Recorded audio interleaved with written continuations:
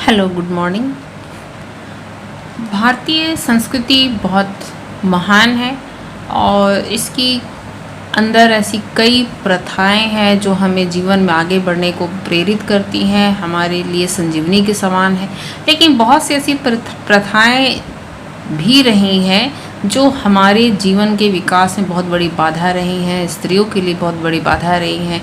इन्हीं में से एक प्रथा थी, देखिए, सती प्रथा। जब पति के मृत्यु के पश्चात उसकी पत्नी को उसके शव के साथ जल जाना होता था, तो राजा राम मोहन राय के प्रयासों से यह कुप्रथा बंद हुआ। इस प्रथा के बारे में उल्लेख मैं इसलिए कर रही हूँ कि आज हम लोग जो कहानी पढ़ेंगे उसका नाम है सती और उसकी लेखिका है शिवानी। तो हम लोग देखते हैं लेखिका का जीवन परिचय। इनका वास्तविक नाम गौरा पंत बताया गया है और गुजरात राजकोट में इनका जन्म है। शांति निकेतन कलकत्ता विश्वविद्यालय में इनकी शिक्षा हुई है और 79 वर्ष की आयु में 21 मार्च 2003 में इनकी मृत्यु हुई थी। तो इन्होंने बहुत सारी कहानियाँ, संस्मरण, उपन्यास इत्यादि लिखे हैं, जिसका पूरा परिचय यहाँ पर आपकी किताब में दिया हुआ है। और विशेष रूप से जो इनकी जो कृतियाँ, उनमें सामाजिक रूढ़ियों तथा आडंबरों पर करारा व्यंग किया गया है। प्रस्तुत रचना जो है वह यात्रा वृत्तांत के रूप में है और इसमें लेखिका ने अपनी यात्रा का बहुत ही रोचक वर्णन किया है, जिसमें एक हास्य है, परिहास है, लेकिन एक छोटा सा संदेश भी है कि यात्रा के दौरान हमें किस प्रकार की सावधानियां बरतनी चाहिए। तो पाठ प्रारंभ करने से पहले हम लोग इसमें आए हुए शब्द अर्थ को देखेंगे। आज का जो अंश होगा वो पृष्ठ संख्या 34 यानी पेज 34 से लेकर के पेज 38 तक हम लोग पढ़ेंगे। तो आइए देखते हैं पहले शब्द अर्थ। तो यहाँ देखिए, होलडाल। होलडाल का मतलब है बिस्तर बंद। उपालंब यानी उलाहना। उपादेयता यानी उपयोगिता। अबीरी यानी गुलाबी, अबीर का रंग। लावन यानी कोमलता। स्वल्प भाषिनी यानी कम बोलने वाली। और एड़ी चुंबी केश राशि यानी एड़ी तक लंबे बाल। और वर्तुलाकार यानी गोल आकार। आबद्ध यानी रुक जाना। शब्द यानी इसी क्षण यानी अभी यानी वर्तमान समय में। कहानी का आरंभ इलाहाबाद यानी प्रयाग स्टेशन से आरंभ होती है। लेखिका किसी सफर पर जा रही थी। उन्होंने प्रयाग स्टेशन से वो प्रयाग स्टेशन पर ट्रेन पर सवार हुई और लिखा गया है कि गाड़ी ठसाठस भरी थी। एक उफान सा उमड़ रहा था यानी भारी भीड़ उमड़ रही थी। कारण था कि यह माघ का महीना है और अर्ध कुंभ का मेला लगने वाला था, इसलिए लोग कुंभ के कारण आ रहे थे, जा रहे थे और काफ़ी भीड़ थी।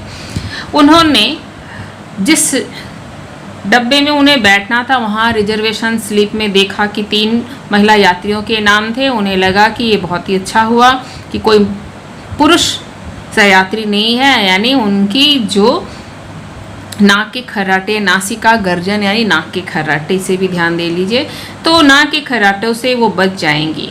इस प्रकार जब वे ट्रेन में सवार हुई तो उन्होंने देखा कि 2 महिलाएं पहले से आ चुकी थी और एक महाराष्ट्री महिला थी, दूसरी पंजाबी महिला के बारे में बताया गया है और चौथी महिला जो अभी नहीं आई थी। लेखिका ने उल्लेख किया है कि उनके पास केवल एक बटुआ था यानी एक पर्स था और बाकी 2 जो महिला सहयात्रिनी थी उनके पास काफ़ी सामान थे, ढेर सारे लगेज थे। यहाँ आप देख लीजिए कि सूटकेस, स्टील के बक्स। मेरू पर्वत से ऊंचे ठसे कसे होलडाल देखकर मैंने अपने को बहुत हल्का फुल्का अनुभव किया। यानी उनके पास बहुत होलडाल यानी अभी मैंने बताया था होल्डाल का मतलब बिस्तरबंद, बेडिंग भी जिसको बोलते हैं।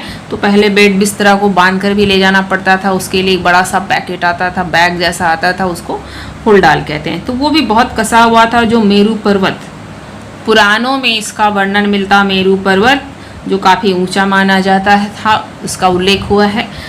तो पर्वतों में सबसे उत्तम पर्वत। तो कहने का मतलब जो सामान थे वो बहुत ऊंचे थे, इतने ज़्यादा सामान लेकर चल रही थी और उन्हें लगता है कि उनके पास कुछ भी ना, तो बहुत हल्का फुल्का महसूस कर रही थी।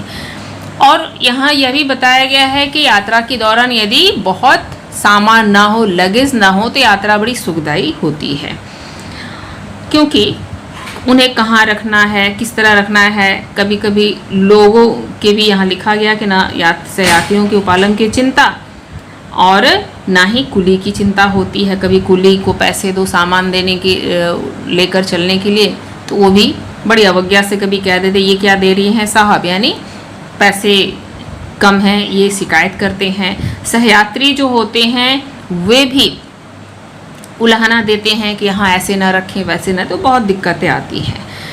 और आगे के अंश में लेखिका ने उल्लेख किया है कि जो महाराष्ट्रीयन महिला थी उनका तरीका बहुत सही था। वो जो भी सामान लेकर चल रही थी उनको बहुत यथावत जगह से रखा हुआ था, बिल्कुल सलीके से रखा हुआ था, और उनको देखकर लगता था कि हर वस्तु को कहाँ रखना चाहिए या कौन सा स्थान किस वस्तु के लिए उपयुक्त है, वो इसका ज्ञान उन्हें बहुत था। वस्तु की उपादेयता में विश्वास रखती थी। उपादेयता का मतलब है कि उपयोगिता, यानी कहाँ क्या रखना चाहिए उसकी उपयोगिता वो अच्छी तरह से जानती थी। यानी उनके सामान बड़े सुव्यवस्थित थे। किंतु दूसरी महिला जो पंजाबी महिला है उनके सामान बड़े बिखरे पड़े हुए थे, और उनके साथ एक सुराहीदान था जिसकी एक टांग छोटी थी और उसे वो टिका करके रखती थी। उसके सहारे अपनी एक जासूसी उपन्यास पढ़ रही थी, जो बार बार सुराहीदान गिर जाता, जिन्हें उन्हें बहुत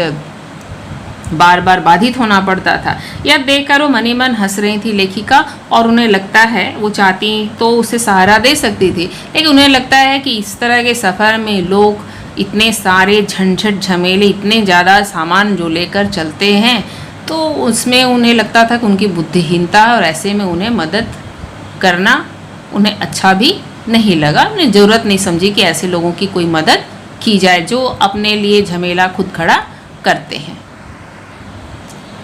लेखिका ने दोनों सहयात्रियों के बारे में, उनके स्वभाव के बारे में, उनके लिबास के बारे में बताया है। पंजाबी महिला के बारे में उनका कहना है कि वो बहुत ही उनका जो अंदाज़ था बिल्कुल मर्दाना अंदाज़ था। उनके चेहरे पर रंग तो गोरा था, लेकिन उनकी चमड़ी में कोई कोमलता, लावण्यता नहीं थी। उनके हाथ इत्यादि देख करके बिल्कुल मर्दाना अंदाज ही दिखाई देता था। ऐसा नहीं लगता था कि वो गैर गृहस्थी में रमी हुई या पारिवारिक महिला थी। तो उन्हें लगता था कि या तो ये कोई उम्रदराज कुंवारी होंगी, या अब तक विवाह नहीं हुआ होगा, या तो यह विधवा होंगी।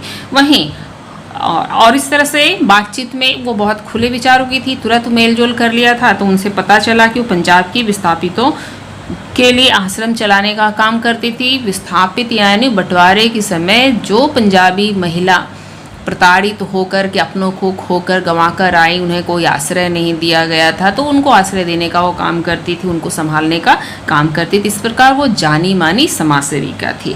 वहीं महाराष्ट्रीय महिला के बारे में उनका कहना है कि वो बहुत कम बोलने वाली थी, और वो एक मेजर की पत्नी थी, मेजर बनोलकर उनका नाम बताया गया है। उनका जो पहनावा ओढ़ावा है वो बहुत ही समृद्धिशालिनी दिख रही हैं।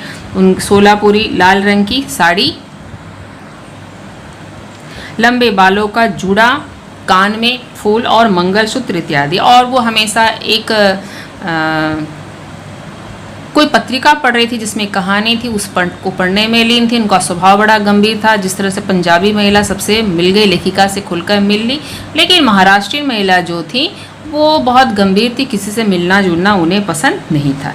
इतने में क्या होता है कि गाड़ी चल पड़ती है, और तभी दौड़ती भागती एक महिला अंदर आती है, और उसे देखकर सारी जो तीनों थी, लेखिका और दो महिला यात्री ने, वे बिल्कुल हैरान हो जाती हैं। और हैरान होने लायक बात थी। जैसा कि उसने खुद ही कहा उन सबको, केम बेन बहुत लंबी होना, और उसने अपनी लंबाई बताई 6 फीट 10.5 इंच। तो इस तरह से जिस तरह से उसकी लंबाई थी, कद काठी थी, वो देख करके हैरान हो गई।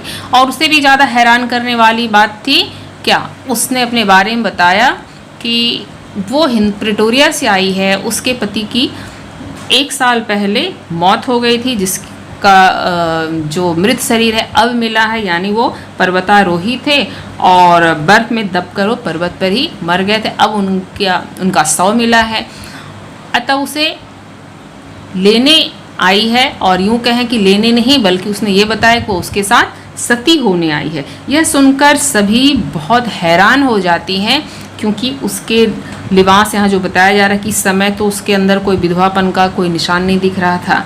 वो जिस तरह से हरे रंग की साड़ी पहनी थी, जितने सजे संवरे कटे बाल थे, जिस तरह से फर्राटेदार अंग्रेजी बोलती थी, उसके बारे में सोचा भी नहीं जा सकता है कि वो मर भी सकती है या सती जैसी बातें सोच सकती है।